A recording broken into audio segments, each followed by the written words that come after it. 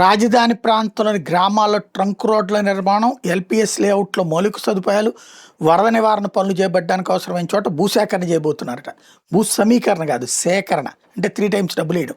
ఇప్పటిదాకా రైతులు భూ సమీకరణ కింద ఇస్తారని వేచి చూసిన యంత్రాంగం తప్పనిసరి పరిస్థితులు ఇక వాళ్ళు ఇవ్వకపోయేటప్పటికి భూ సేకరణకి ప్రకటన చేశారు. రాజధానిలో అభివృద్ధి పనులు వేగవంతం కావడంతో వాటికి ఆటంకం కలగకుండా ముందుకెళ్ళడానికి నిర్ణయం తీసుకున్నారట.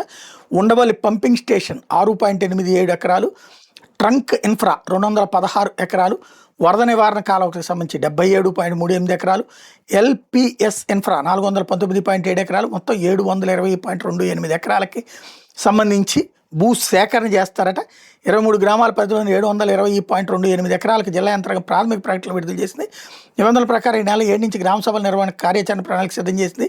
రైతులు ఎప్పటికైనా భూ సమీకరణ కింద ఇవ్వడానికి ముందుకు వస్తే రెడీ అంటుంది. అంటే ఎదురు తిరుగుతున్నారు రైతులు అన్నది స్పష్టమవుతుంది.